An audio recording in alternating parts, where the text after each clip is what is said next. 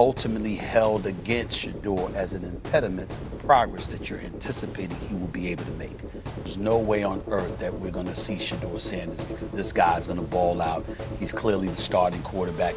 All of that said, I am in agreement with Stephen A. about the sense I'm getting, which is the coaching staff doesn't believe in Shedeur Sanders. Well, you ever heard of the smell test, that something just don't smell right?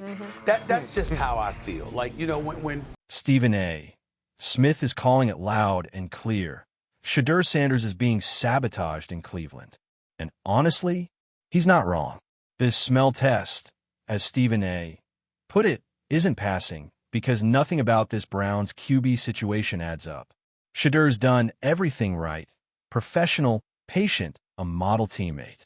Yet somehow, Kevin Stefanski keeps shifting the goalposts while giving everyone but Shedeur the real opportunity. That's not competition. That's politics in a helmet.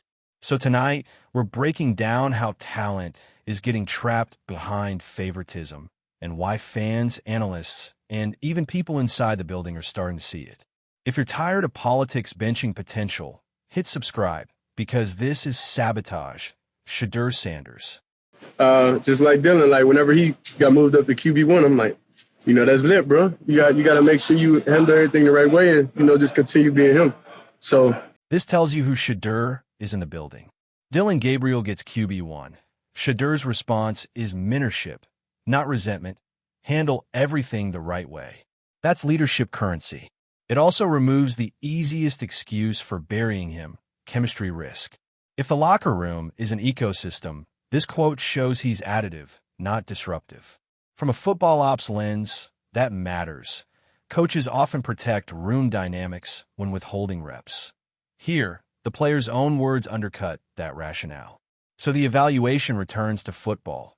Are practice reps and install windows being distributed to actually measure readiness?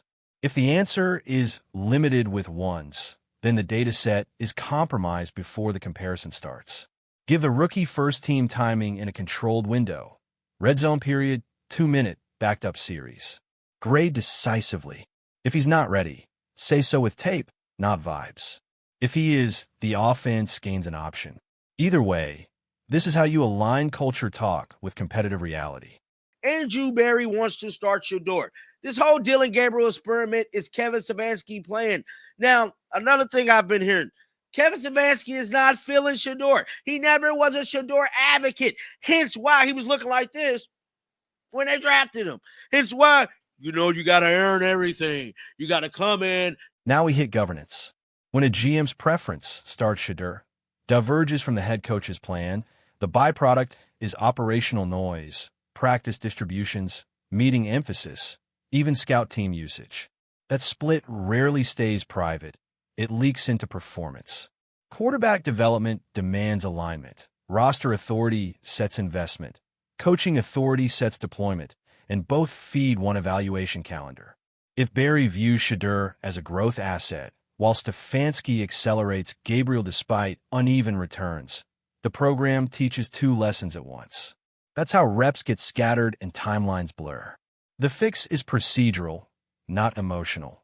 Publish an internal checkpoint plan, 2 weeks of scripted first-team snaps for both young QBs, identical situational tests, staff-wide grading rubric. Share results with leadership. If Shedeur trails materially, trade talks become logical football strategy, not optics. If he closes the gap or leads, you've insulated the decision with shared evidence. Alignment won't eliminate debate, but it converts speculation into accountable process. All of that said, I am in agreement with Stephen A. about the sense I'm getting, which is the coaching staff doesn't believe in Shedeur Sanders. And that's their right. I do wonder, though, if organizationally they need to consider a trade or moving on, giving him a chance to end up somewhere else. If a staff truly lacks belief, the professional next step is clarity. Spell out the rubric: protections, progression speed, ball placement under pressure, pre-snap control. Then show where the player misses. Without that, doesn't believe becomes an umbrella phrase that hides uncertainty in plan design. Development requires dosage. Consistent first-team timing with the starting center, live bullets against the defense that will actually play on Sunday, and a feedback loop that's specific and coachable. Otherwise, you're grading a lab session and calling it a road test. There's another cost. Teammates calibrate their trust based on whether reps feel earned. If players sense politics, effort frays at the edges, half beats in protection, doubt on option routes.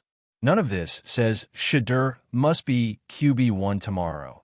It says the organization should either validate doubt with transparent standards or reassess the depth chart with fresh data. Belief is earned, but it's also enabled by structure. Build the structure, then grade the tape. They're living their dreams, and I'm living my dream also. Come every day and be able to work. This is not a soundbite for clicks. It's a temperature check. I'm living my dream also signals perspective. He's embracing the grind, not amplifying noise. For coaches, that matters because process stability is a competitive edge during rocky weeks. For front office, it protects asset value. A mature rookie in a noisy market retains league-wide interest. The football implication is straightforward. A composed temperament is an efficiency tool on third down. Calmer eyes, fewer panic throws, better protection calls. If you're Cleveland and your offense has sputtered, you test that temperament under structure. Script a 4-series sample. 1 quick game, 1 play-action boot, 1 empty with hot answers, 1 2-minute. Keep the same supporting cast for both young QBs in the same practice cycle. Publish outcomes internally. EPA per play and practice periods, time to throw trends, error types. You're not chasing a headline. You're building a file. Either that file validates the current plan or forces a responsible adjustment. And I'm in full agreement with Mina. If he is not named the backup quarterback, it's time to part ways. It's time to trade him. It's time to get him out of your locker room because clearly your plan for development is not to develop Shedeur Sanders as a future starter of your team. And too much comes with him if you don't see that sort of plan for him. Trade talk is the industry's blunt instrument, but it can be rational. If an organization won't allocate a clean evaluation lane and a staff's conviction is set, moving the player preserves value and reduces internal churn. The counterpoint, Cleveland has already invested onboarding time, terminology, and relationships. Abandoning the evaluation before controlled first-team window is poor asset management. The compromise is measurable and quick. 2 practice weeks, joint benchmarks, and a predefined decision date. If Shedeur grades behind, the market will still respect the professionalism and the clarity. If he grades ahead, you've upgraded your room using information you already owned. What's indefensible is the middle zone, ambiguous depth chart shuffling, inconsistent practice doses, and post-game explanations that cite development, while withholding the tools that develop. The NFL is a margins league. Make a choice supported by tape. That, more than any press conference, signals a coherent program to the locker room and the league. Cleveland, the city of Cleveland, wants to see this brother play. Fan demand shouldn't dictate snaps, but it can spotlight blind spots. Cleveland's ask is modest, a fair viewing window. You answer that with structure, not sentiment. 1 preseason-style script inside the season. First read, timing throws to settle rhythm, then stress tests. Third and medium versus pressure, backed up red zone decision, 2-minute drill. Publish internal grades. Communicate externally with restraint. We evaluated packages. We'll decide based on tape. That's professional, and it respects the people buying tickets without handing them a headset. It also protects the room. Receivers, backs, and linemen know exactly what the expectations are for each series, which reduces freelancing and frustration. If the result is that Gabriel holds the job, the city can live with transparent football reasons.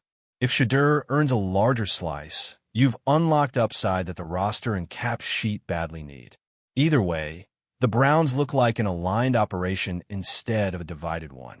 That's how you quiet the noise without silencing the truth. Whenever the general manager and the head coach disagree, that is how you end up in pure roster anarchy, which the Cleveland Browns are in right now. Pure roster anarchy is avoidable. The league's best programs align GM and HC calendars. Acquisition plan install plan, evaluation plan. Cleveland's quarterback room has looked inverted. Practice squad elevations jumping the queue, veterans rotated for optics, and 2 rookies competing without identical conditions. Clean it up with a 3-step framework. 1. Alignment meeting. Barry, Stefanski, QB coach, set the next 14 days and communicate it to the room. 2. Symmetry of reps. Same receivers, same OL, mirrored scripts. 3. Decision line. Declare roles after the window and live with it for a month. That doesn't crown anyone. It standardizes opportunity. And if the staff remains unconvinced after a fair look, move the player while his reputation is intact. The thesis of this story isn't conspiracy, it's governance. Raw talent and hunger versus NFL politics is a catchy line. The Real win is building a process that lets talent prove or disprove itself. That's sustainable football, and that's what this roster needs now. The hunter will always be glorified. Oh, glorified. Okay. Because he's actually writing the story. Ooh. Boy, I'm going to use that in my next argument. Only until the full story is told. Tonight's record shows a calm rookie backing teammates, a GM reportedly favoring a look, and a staff yet to present a transparent evaluation lane. That's not scandal, it's solvable. Publish the plan, mirror the reps, decide on tape. If Shedeur trails, the franchise has permission to pivot. If he rises, the offense gains a composed option who's already shown he fits the room. Either path is better than drift. The Browns have talent, a defense that travels, and a window that won't stay open forever. Quarterback clarity is not a luxury. It's the lever that turns close games. Cleveland, ask for process. Stefanski, define the lane. Barry, enforce alignment. Shedeur, keep the standard you've shown publicly. That's how narratives end and football begins.